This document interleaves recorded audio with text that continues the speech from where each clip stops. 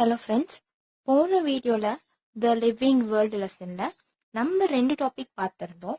இந்த வீடியோவில் taxonomy and systematics பற்றி பார்ப்போம். வாங்க. டாக்ஸானமி அண்ட் சிஸ்டமேட்டிக்ஸ் இது ரெண்டுமே இம்பார்ட்டன்ட் டேர்ம். டாக்ஸானமினா என்னதுன்னா science of arrangement of living organism along with classification, description, identification and naming of organism. So taxonomy-னா என்னதுன்னா லிவிங் ஆர்கானிசத்தை நம்ம அரேஞ்ச் பண்ண போறோம். அரேஞ்ச் பண்றதோட இல்லாம அத classification, description, identification and naming எதுக்கு பண்ண போறோம்? ஆர்கானிசத்துக்கு பண்ண போறோம். ஸோ இதோட வேர்டோட மீனிங் என்னதுன்னா டாக்ஸஸ்ன்றது வந்து அரேஞ்ச்மெண்ட், நோமோஸ்ன்றது law. Based on the law organisms are arranged. அதுதான் இந்த வேர்டோட மீனிங். இது வந்து கிரீக் இன் ஆரிஜின். ஓகேவா? இந்த டேர்ம் டாக்ஸானமியா காயின் பண்ணவர் யாருன்னா அகஸ்டின் பைரமஸ் டி கேண்டோல். எப்ப பண்ணிருக்காரு? 1813ல இந்த டேர்மை காயின் பண்ணிருக்காரு. ஓகே, இதோட இன்னொன்னு டெஃபினிஷன் என்னன்னு பாத்தீங்கன்னா theoretical study of theoretical study of classification with well defined principle, rules and procedure. Study of classification பத்தி நம்ம படிக்க போறோம். வித் வெல் டிஃபைன்டு பிரின்சிபல், இதுக்கான ஒரு நல்ல பிரின்சிபலும் ரூல்ஸும் ப்ரொசீஜரும் இருக்கு. இதை பேஸ் பண்ணி தான் நம்ம கிளாசிபிகேஷன் பத்தி படிக்க போறோம். ஓகே, இம்பார்ட்டன்ட் வந்து என்னதுன்னா ஃபாதர் ஆஃப் டாக்ஸானமி யாரு நம்மளுக்கு தெரியணும். யாருன்னா வந்து அரிஸ்டாட்டில். எதுக்கு இந்த மாதிரி ஃபாதர் அப்படிலாம் வைக்கிறாங்கன்னா இவங்க அதாவது கிளாசிபிகேஷன்ல வந்து ரொம்ப ரொம்ப கான்ட்ரிபியூட் பண்ணிருக்காரு. ஏன்னா ஃபர்ஸ்ட் அரிஸ்டாட்டில் தான் வந்து கிளாசிபிகேஷன் பண்ணலாம் அப்படின்னு சொல்லிட்டு அவர் புக்ல பண்ணிருக்காரு. ஸோ அவரை வந்து நம்ம அவரை ஹானர் பண்ற விதமா நம்ம அவருக்கு ஃபாதர் ஆஃப் டாக்ஸானமி அப்படின்னு சொல்லியிருக்கோம். ஓகேவா? அப்படின்னு ஒரு பட்டம் வழங்கியிருக்கோம். ஓகே, அவர் வந்து கிளாசிக்கல் டாக்ஸானமியோட ஃபாதர்.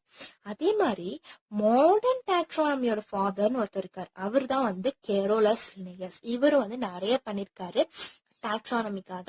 அது என்னன்னு நம்ம இப்ப இன்னும் கொஞ்ச நேரத்துல படிப்போம். நெக்ஸ்ட், இப்ப டாக்ஸானமினா தெரிஞ்சிச்சு. சிஸ்டமேட்டிக்ஸ் என்னதுன்னா சீக்வன்ஸ். ஏதோ ஒன்று சீக்வன்ஸை நம்ம அரேஞ்ச் பண்ணி வைக்க போறோம். எப்படின்னா study of historical relationship of group of biological organism. biological organism தான் ஆர்கானிசத்தோட ஹிஸ்டாரிக்கல் ரிலேஷன்ஷிப். என்ன இந்த ஹிஸ்டாரிக்கல் ரிலேஷன்ஷிப்னா எர்த் வந்து ஃபர்ஸ்ட் எப்படி இருந்துச்சு? ஒரு பேர் லேண்டா இருந்துச்சு. அதாவது எதுவுமே இல்லாததா இருந்துச்சு. அப்போ வந்து லிவிங் ஆர்கானிசத்துக்கு ஏத்த பிளேஸா இல்லை.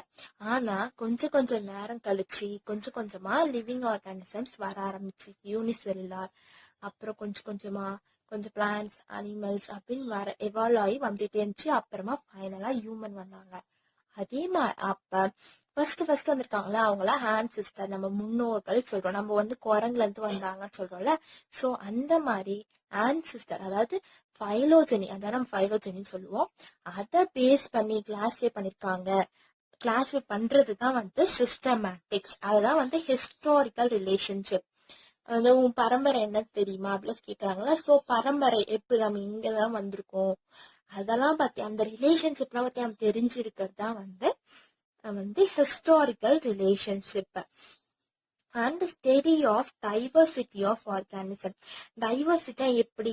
அதாவது இப்ப யூனிசெல்லார் இருக்கு, மல்டி செல்லுலார் இருக்கு, பேர்ட்ஸ் இப்படி இருக்கு, அனிமல்ஸ் இருக்கு. அதான் நம்ம டைவர்சிட்டின்னு படிச்சோம். ஸோ அதெல்லாம் பார்த்து எவல்யூஷன் பார்த்து நம்ம படிக்கிறோம்னா நம்மளுக்கு கன்ஃபார்மா டைவர்சிட்டி என்னன்னு தெரியும். ஸோ அந்த ஸ்டடி ஆஃப் டைவர்சிட்டியும் நம்ம என்ன சொல்றோம்னா சிஸ்டமேட்டிக்ஸ் சொல்றோம். இதுக்கு சில கிரிட்டீரியாஸ் இருக்கு. என்னதுன்னா identifying, naming, describing, arranging, preserving, documenting. இதெல்லாம் இதோட மேஜர் கிரிட்டீரியா. அது மட்டும் இல்லாம evolutionary history of organism, environmental adaptation and inter relationship between species. இதுவும் வந்து சிஸ்டமேட்டிக்ஸோட கிரிட்டீரியா. இதெல்லாம் வந்து சிஸ்டமேட்டிக்ஸோட கிரிட்டீரியா. ஓகே, சிம்பிளா சொல்றேன். சிஸ்டமேட்டிக்ஸ்ன்றது வந்து paste on the phylogenetic characters நம்ம வந்து ஆர்கானிசத்தை வந்து கிளாசிஃபை பண்றது தான் வந்து சிஸ்டமேட்டிக்ஸ். சிஸ்டமேட்டிக்ஸ்ல ஒரு பிரான்ச் தான் வந்து டாக்ஸானமி. ஸோ இங்க வந்து நம்ம என்ன பண்ணுவோம், கிளாஸிஃபை பண்றோம் வித் நேமிங் த ஆர்கானிசம், அதெல்லாம் பண்றோம். இதெல்லாம் பண்றோம், classification, description, identifying and naming, இதெல்லாம் பண்றோம். அண்ட் சிஸ்டமேட்டிக்ஸ் என்ன பண்றோம்னா phylogenetic, based on the phylogenetic character the organisms are classified. நம்ம phylogenetic characters ரொம்ப ரொம்ப முக்கியம். அதை பத்தி டீல் பண்ற ஒரு இதுதான் வந்து சிஸ்டமேட்டிக்ஸ். ஓகே, இவங்க ரெண்டு பேரோடையும் எய்மும் ஒண்ணுதான். என்னதுன்னா அப்ஜெக்டிவ், எய்ம் எல்லாமே ஒண்ணுதான். என்னதுன்னா ஆர்கானிசத்தை கிளாஸிஃபை பண்றோம் எப்படி, பேஸ்ட் ஆன் ஸ்டிபுலேட்டட் ரூல்ஸ். அதாவது ஒரு சர்டன் ரூல்ஸ் பேஸ் பண்ணி ஆர்கானிசத்தை நம்ம கிளாஸிஃபை பண்றோம்னா அதுதான் வந்து இந்த டாக்ஸானமி அண்ட் சிஸ்டமேட்டிக்ஸோட வேலை, அவங்களோட எய்ம். ஓகே, நான் முன்னாடி சொன்னால கரோலஸ் லினேயஸ் பத்தி பார்ப்போம்னு. கரோலஸ் லினேயஸ் வந்து அவர் என்ன பண்ணிருக்காருன்னா development of historical hierarchical system of classification of nature. இந்த ஹைராக்கியல் சிஸ்டம் பத்தி நம்ம அப்கமிங் வீடியோஸ்ல பார்ப்போம். அதை டெவலப் பண்ணவர் யாருன்னா கெரோலஸ் லினேயஸ். இது வந்து இப்ப 8 டாக்ஸாவா இருக்கு. என்னதுன்னா domain, kingdom, phylum, class, order, family, genus and species. Next topic என்னன்னா ஹிஸ்டரி ஆஃப் கிளாசிபிகேஷன். இது வரைக்கும் நம்ம கிளாசிபிகேஷன் அப்படின்னா என்னெல்லாம் பார்த்தோம். இந்த இதுல வந்து எப்படி இயர்லி டேஸ்ல இருந்து இப்போ வரைக்கும் எப்பெல்லாம் ஆர்கானிசத்தை கிளாஸிஃபை பண்ணிருக்காங்க அப்படின்னு வந்து இந்த ஹிஸ்டரி ஆஃப் கிளாசிபிகேஷன்ல நம்ம பார்ப்போம். என்னதுன்னா ஃபர்ஸ்ட் இயர்லி கிளாசிபிகேஷன் எப்படி இருந்துச்சுன்னா பேஸ்ட் ஆன் 2 கிரைட்டீரியா, ரெண்டு கிரைட்டீரியா. அதாவது ஒன்னு நம்மளுக்கு நன்மை பண்ணுச்சுன்னா அது பெனிஃபிஷியல் ஆகும், நம்மளுக்கு தீங்கு பண்றதுதான் வந்து ஹார்ம்ஃபுல் ஆகும். இந்த ரெண்டு பேஸ்ட் ஆன் 2 கிரைட்டீரியால அவங்க அனிமல்ஸை பிரிச்சு வச்சிருந்தாங்க. இன்னும் கொஞ்சம் ஏஷியன்ட் கிளாசிபிகேஷன் என்ன பண்ணிருக்காங்கன்னா 5 அனிமல்ஸ் குரூப்ஸா பிரிச்சிருக்காங்க. என்னென்னதுன்னா domestic, wild, creeping, flying and sea அனிமல்ஸா பிரிச்சிருக்காங்க. ஆனா இவங்க 2 பேர், இயர்லி கிளாசிபிகேஷன், ஏஷியன் கிளாசிபிகேஷன், இவங்க 2 பேரும் based on organisms fundamental characters. அதாவது fundamentals characters ஹேபிட்டாட், மார்பாலஜி, இத பேஸ் பண்ணி மட்டும்தான் வந்து இவங்க கிளாஸிஃபை பண்ணிருக்காங்க. இது வந்து ரொம்ப ரொம்ப ஃபண்டமெண்டல், அதாவது ஈஸியா அப்சர்வபிள் கேரக்டர்ஸ். இவங்க டீப்பாலாம் போகல, அனாட்டமி, எம்பிரியாலஜி அதெல்லாம் போகல. பேஸ்ட் ஆன் ஹேபிட்டாட்டும் மார்பாலஜி வச்சு இவங்க வந்து இப்படி கிளாஸிஃபை பண்ணிருக்காங்க. ஆனா அரிஸ்டாட்டில் வந்து என்ன பண்ணிருக்காங்கன்னா ஃபர்ஸ்ட் என்ன பண்ணிருக்காங்கன்னா எல்லா ஆர்கானிசத்தையும், எல்லா அனிமல்ஸையும் வந்து அவருடைய புக் ஹிஸ்டோரியா அனிமாலியம்ன்ற புக்ல வந்து அவர் வந்து கிளாஸிஃபை பண்ணிருக்காரு.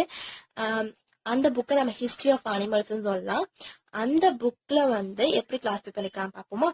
லிவிங் ஆர்கானிசத்தை 2ஆ பிரிச்சிருக்காரு, பிளான்ஸ் அண்ட் அனிமல்ஸா பிரிச்சிருக்காரு.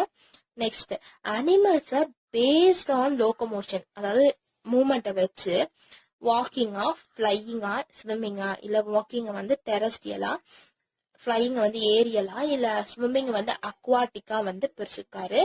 And based on presence of blood இல்ல ஆப்சன்ஸ் ஆஃப் பிளட் அனிமல்ஸை வந்து இனைமா அப்படின்னு பிரிச்சிருக்காரு.